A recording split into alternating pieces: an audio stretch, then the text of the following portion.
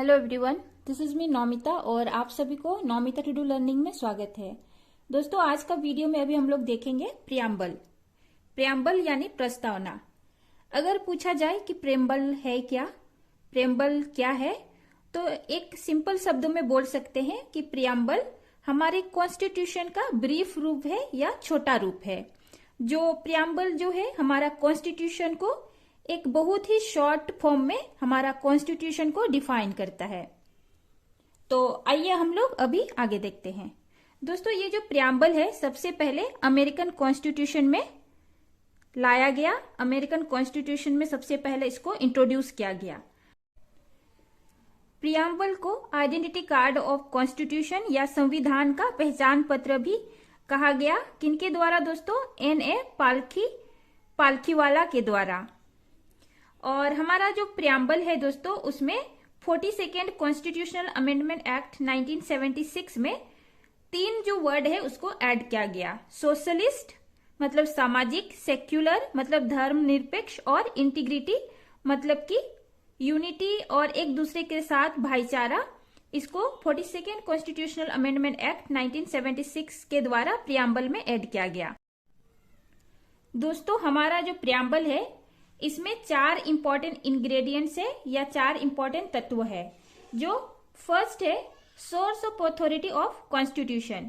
दोस्तों, ये बोलता है कि हमारा जो कॉन्स्टिट्यूशन है इनको अथॉरिटी या इनको पावर, अधिकार कहाँ से मिलता है। तो constitution derives it's authority from people. दोस्तों, हमारा जो कॉन्स्टिट्यूशन है, हमारा संविधान को पावर मिलता है हमारे देश की जनता से। हमारे देश की जनता ही हमारा कॉन्स्टिट्यूशन को बनाता है और हमारा कॉन्स्टिट्यूशन जो है हमारे देश की जनता के लिए है। दूसरा है नेचर ऑफ इंडियन स्टेट्स। हमारा जो ये प्रियम्बल है ये हमारा इंडियन स्टेट जो है, इंडिया हमारा कंट्री जो है, उसका नेचर क्या है वो हमें बतलाता है।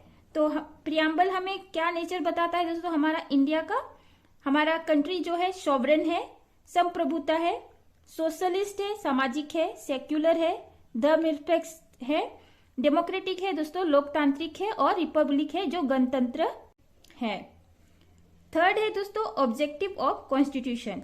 हमारा जो कॉन्स्टिट्यूशन है उसका क्या ऑब्जेक्टिव है, हमारा कॉन्स्टिट्यूशन का क्या उद्देश्य है। तो हमारा कॉन्स्टिट्यूशन जो है उसका उद्देश्य है जस्टिस, लोगों को जस्टिस देना, लिबर्टी देना, स्वतंत्र देना, इक्वलिटी, लोग हमारे देश के जितने भी लोग हैं सब एक समान है, और फ्रेटर्निटी, एक दूसरे के बीच में भाईचारे का रिश्ता। चौथा जो हमारा प्रियम्बल हमें बताता है दोस्तों डेट ऑफ एडॉप्शन। जो हमारा कॉन्स्टिट्यूशन का जो एडॉप्शन होता है 26 नवंबर ऑफ 1949। हमारा देश में जो कॉन्स्टिट्यूशन बन के तैयार होता है दोस्तों 26 नवंबर 1949 को। दोस्तों, हमारा प्रियम्बल जो है नेचर ऑफ स्टेट बताता है, नेचर ऑफ इंडियन स्टेट, और हमारा कॉन्स्टिट्यूशन का उद्देश्य ये भी बताता है। तो अभी इन सबको हम लोग थोड़ा डिटेल में देखेंगे। तो नेचर ऑफ स्टेट में आता है दोस्तों sovereign, socialist, secular, democratic and Republic. और ऑब्जेक्टिव ऑफ कॉन्स्टिट्यूशन में आता है justice, liberty, equality and fraternity. अभी हम लोग देखते हैं आगे। तो पहला है दोस्तों सॉवरेन या सॉवरेनिटी।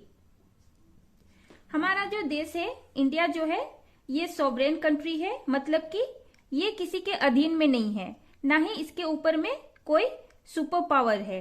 दोस्तों, इंडिया जो है कंप्लीटली फ्री स्टेट है, कंप्लीटली इंडिपेंडेंट स्टेट है। दूसरा है सोशलिस्ट। दोस्तों, ये जो सोशलिस्ट जो है इनिशियली प्रियम्बल में नहीं था, ये 42nd कॉन्स्टिट्यूशनल अमेंडमेंट एक्ट 1976 के तहत इसको ऐड किया गया। और सोशलिस्ट जो है दोस्तों, सामाजिक जो है, ये बताता है कि कंट्री, हमारा जो स्टेट है, हमारा जो इंडिया है, ये एक सोशलिस्ट स्टेट है, ये एक सामाजिक स्टेट है। सोशलिस्ट स्टेट में दोस्तों कुछ भी इकोनॉमिक एक्टिविटी जो होता है लोगों के हित के लिए काम होता है।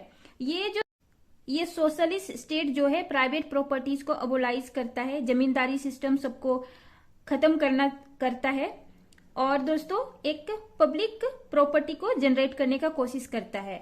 अगर किसी के पास प्राइवेट प्रॉपर्टी भी है तो सामाजिक हित में काम करने के लिए दोस्तों सरकार और प्राइवेट सेक्टर दोनों मिलके काम करता है, जो कि सोशल स्टेट जो है मिक्स इकोनॉमी, मिश्रित अर्थव्यवस्था को प्रमोट करता है। तीसरा है सेक्युलर। सेक्युलर को भी हमारा प्रियम्बल में इनिशियली नहीं था, लेकिन बाद में 42nd कॉन्स्टिट्यूशनल अमेंडमेंट एक्ट के तहत 1976 में इसको ऐड किया गया। दोस्तों ये जो सेक्युलर वर्ड है, ये धर्मनिरपेक्षता इसको बोलते हैं। ये बताता है कि हमारा जो स्टेट है, हमारा कंट्री है, पूरा कंट्री एक सेक्युलर कंट्री है, मतलब कि सारे देश के सारे जितने भी धर्म है सब एक समान है। और हमारा जो कॉन्स्टिट्यूशन है, कॉन्स्टिट्यूशन के तरफ से भी सारे धर्म को एक सुरक्षा प्रदान किया गया है, जो कि दोस्तों हम लोग फंडामेंटल राइट्स में देखेंगे आर्टिकल 25 से 28 तक। चौथा नंबर पे है दोस्तों डेमोक्रेटिक या लोकतंत्र। हमारा देश जो है एक डेमोक्रेटिक कंट्री है या लोकतांत्रिक देश है।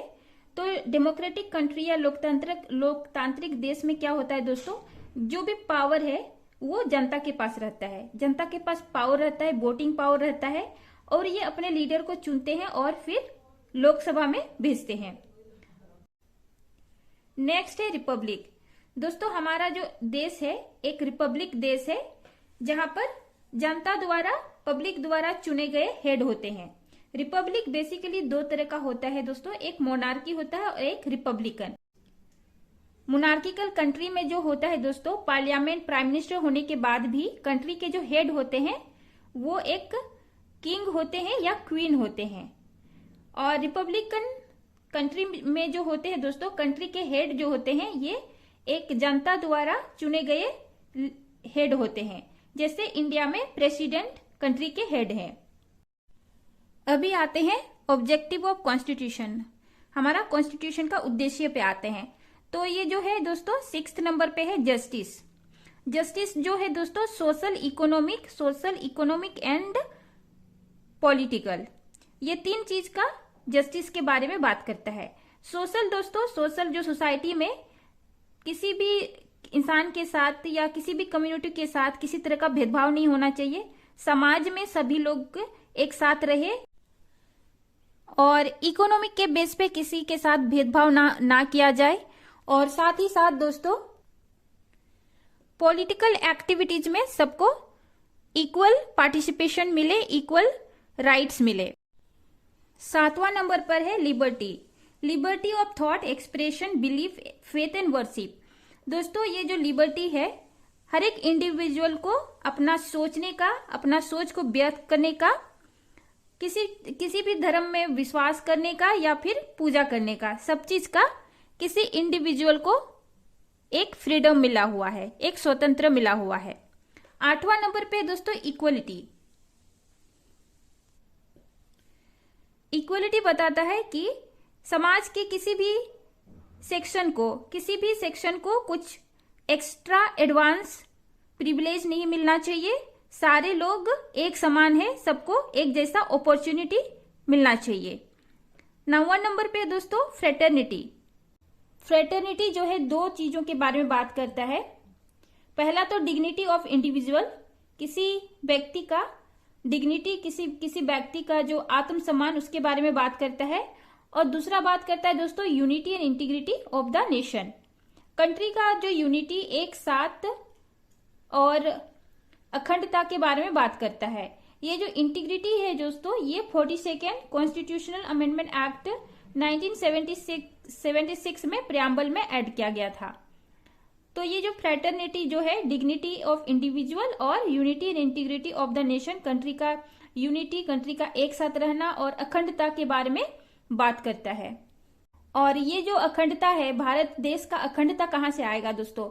भारत में रहने वाले लोगों जब एक दूसरे के साथ सामंजस्य स्थापित करेंगे, एक दूसरे के साथ भाईचारे के साथ रहेंगे, कंट्री में अखंडता आएगा, कंट्री मिलजुल के रहेगा। तो यही जो है इंटीग्रिटी जो है दोस्तों 42nd कॉन्स्टिट्यूशनल अमेंडमेंट एक्ट 1976 में जो ऐड किया गया है, इसी चीज का बात करता है कि कंट्री एक साथ रहे और हमेशा सदा एक साथ रहे।